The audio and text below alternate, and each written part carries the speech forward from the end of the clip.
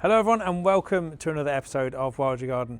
And in this video I've got a bit of a challenge on because I am in South Oxfordshire and I have to get one of my diggers through this quite narrow gap, and the digger in question is my little baby micro digger that I don't use too often. So I've bought that one because Bob is a little bit too wide. I'm not being rude to Bob. He's a little bit too wide for this kind of a setup, as you can see. So we've got only about 1 metre and a bit, 1.2 metres, 4 feet to get through here. So that's the first challenge. Second challenge, because we like a challenge, is this set of steps. Now we've got 4 double steps to get up here, which is going to prove a bit tricky. So we need to make a ramp before we even get into this garden. And now I'm going to take you up to the top level of the garden. I'm going to turn the camera around because it is a rather beautiful garden, and the couple I'm working for are doing absolutely everything they can for wildlife. I'm going to go this way because there are many spires of blue that I want to show you here, which are absolutely alive with bees at the moment. This is of course one of my favourite plants, Viper's bugloss, and the bee activity on this, I don't know if the mic will pick it up, but it's absolutely insane. In fact, I might do a full garden tour of this garden because it is just beautiful, absolutely stunning right now. Or at least it is until I start making a big hole in the middle of it. And then we're going past this section here. Oops, zoomed the wrong way. We've got a little wildflower patch that I'm going to have to slightly reduce to fit the wildlife pond in. But it's great. They've got loads of ragwort everywhere. Obviously the meadow sections, native trees, bushes, they're growing climbers, absolutely fantastic. Anyway, today's job, little dog next door, is to make a wildlife pond in this section here. So we're going to be about 7 metres on a diagonal and 5 metres wide to tie in with the new seating area that they're going to put in over there, or the new bench that they're going to leave over there so they can enjoy their new wildlife pond.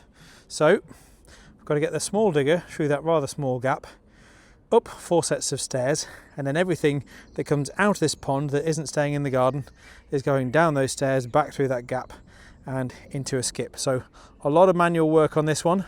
Stay tuned, it should be quite interesting.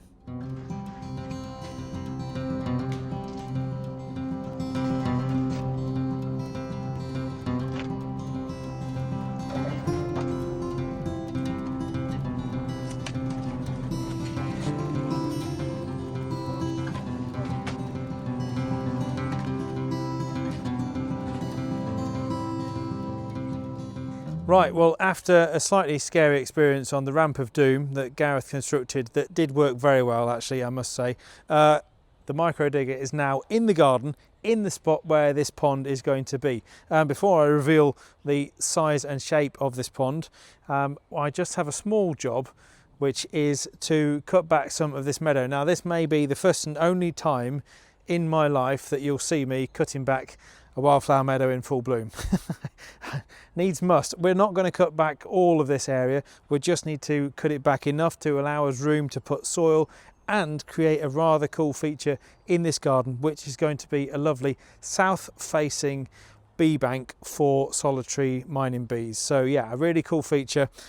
So we need to just cut some of this back. So I'm going to get on my hands and knees now, because you know my views on strimming and strimmers. They're evil machines and they chop everything to bits before it's had a chance to escape. So with a nice sharp pair of shears, I'm going to just cut my way through this now, clear it all off, and obviously all the risings can go on the compost heap in this garden to become compost in time. So a little bit of cutting, then we can get on with the digging.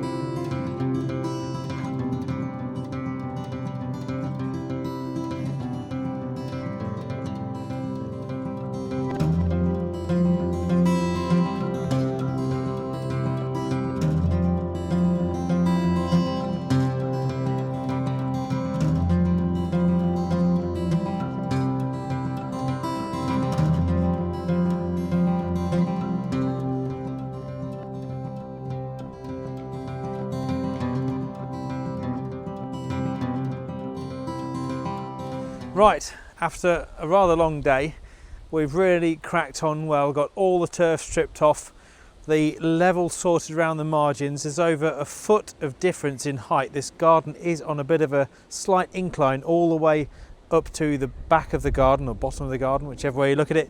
So we've had to really sort out all the levels coming around here, but it is now looking fantastic and ready for lining. We've got a shallow end over there where my beach is going, and we've got a deeper section obviously in the middle. So yes, tomorrow time for the fleece and liner.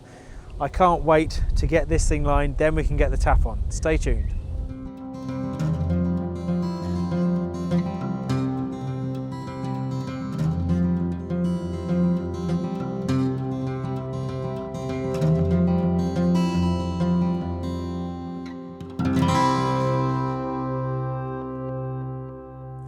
Okay, fleece liner, fleece in, subsoil in, and second best part of the job, putting the tap on.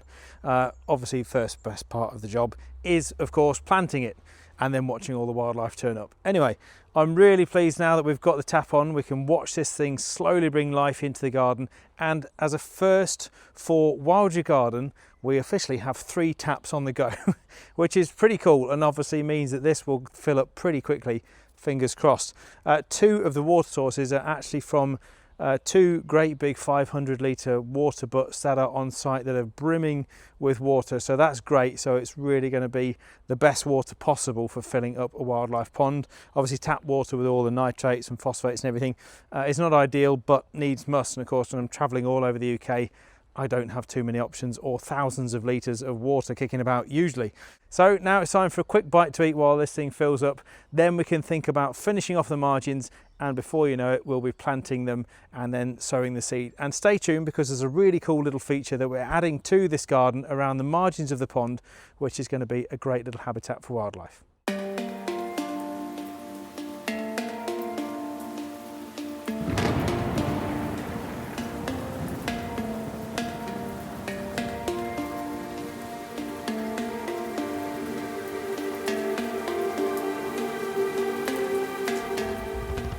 Okay, so the stone has now arrived for this very special feature we're looking to put in the garden. There's only one problem. We've got to unload it into wheelbarrows, barrow it up this rather steep slope, between the house, up the ramp of doom, up the garden, which is on an incline as well, to tip it out and then do something with it. Wish us luck.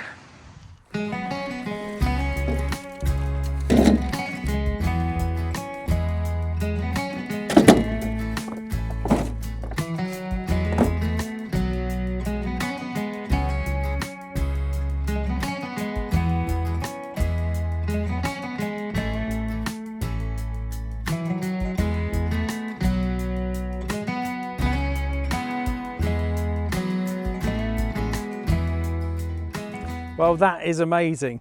Just barrowing in this stone for the additional feature around this pond.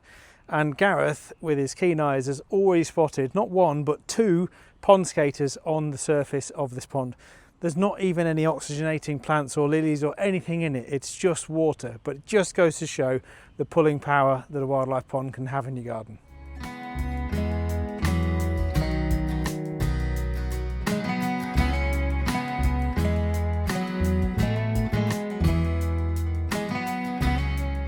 Right, day 3 and a beautiful day. It's about 22, 23 degrees, almost no wind, so it's making it slightly warm, but I'm not going to complain because there's plenty of months in the English calendar which are dull and grey and rainy. Anyway, don't have to worry about that today. So now we are going to make a really cool little habitat using this stone here that we've just barrowed in from the front drive, which was a bit of a slog, I'm not going to lie, up the drive, down the side of the house. Anyway, we're going to build a wall now to make a really nice habitat outside of this pond. So a lovely dry stone wall with lots of nooks and crannies. It's then going to be seeded with wildflowers. Really great little habitat. And we're going to then make a separate little hibernaculum on the other side of this bee bank, which is going to be on that side of the pond. I can't wait to do this. Stay tuned.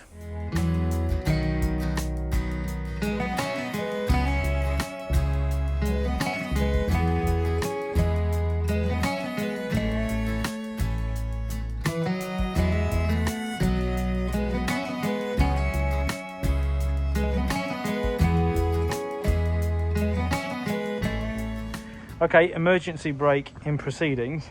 The walling's going to have to stop because there has just been the first female broad-bodied chaser prospecting the margins of this pond, looking for somewhere to perch and looking for some vegetation to lay her eggs in. And there goes a scarlet tiger moth, which I've just seen one on the back of the shed. So really nice to see those. Obviously a testament to the efforts of this customer. So we're going to go around now for a minute, put a few dragonfly perch in, so at least they can take a break from all the flying.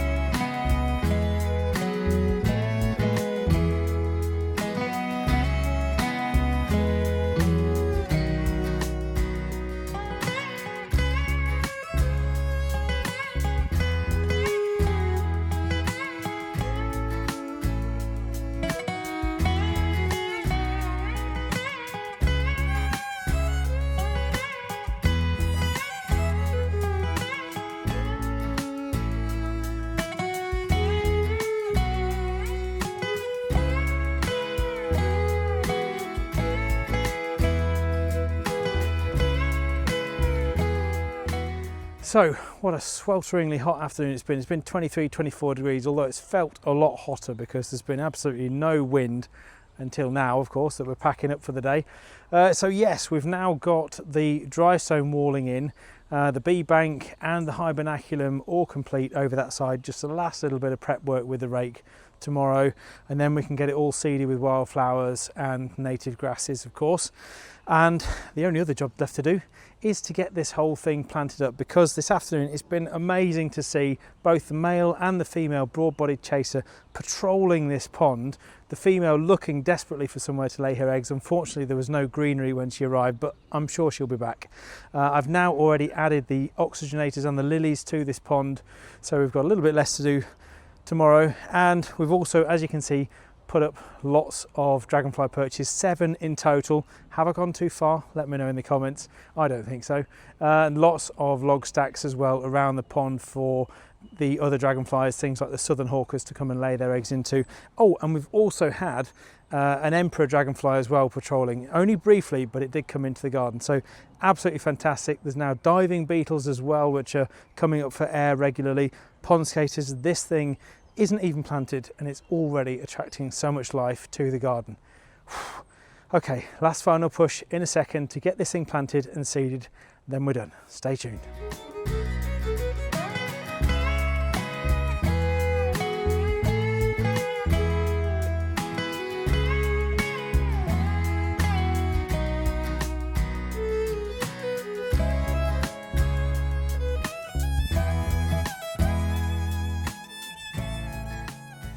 I think one of the things I love the most about this wildlife pond in particular and this project is that because the garden's on a slope, it's given us a really unique opportunity to create a wildlife pond that as you come up the garden, walk up the slope, you get this amazing eye-level view across the water surface, which is obviously quite unique for a wildlife pond. Most of the time we're stood next to them or at the same level looking down on them. So it's really nice to be able to walk up to this view across the surface of the pond. I think it's absolutely fantastic. Will hopefully make for some really good photographic opportunities for the client. Now, what have I done to this pond as a habitat? Well, as you've already seen, we've put in lots of dragonfly perches, which are already being used by the broad-bodied chaser that is probably laughing at me as I've got my back to him at the moment, whizzing around the pond. It was a few moments ago. And we've also put in, obviously, this curving east and west facing solitary bee bank and this mining bee bank, which is absolutely brilliant because of these sandy soils.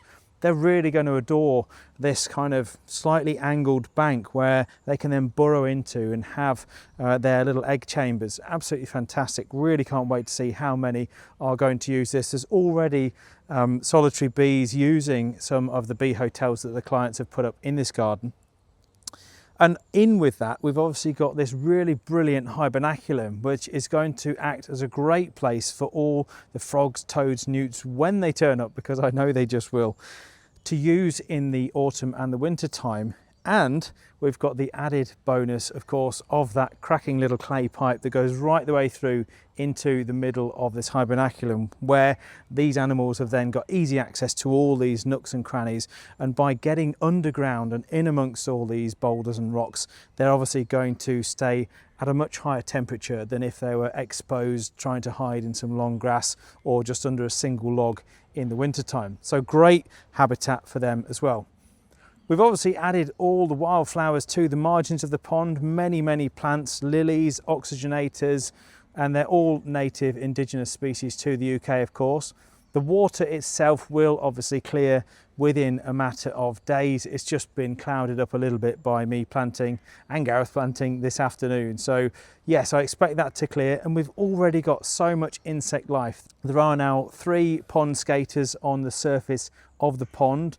There are diving beetles in there as well that I've seen whizzing around, these tiny little shrimp-like creatures as well, which I'm not quite sure what they are.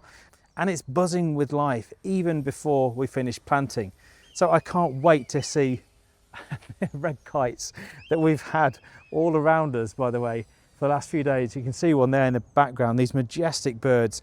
It's a real hotspot for them where we are just outside Reading, on the border of Berkshire and Oxfordshire. Absolutely fantastic. At times I've seen 17 of them spiralling round, catching the thermals. Really wonderful. And that call is just so unmistakable. Absolutely brilliant. We've then of course got the beach at the far end, which is going to allow 24/7, 365 access for things like the hedgehogs and the birds obviously to bathe and drink, and who knows what else, hopefully the odd fox or two when they hop over the fence and come into the garden.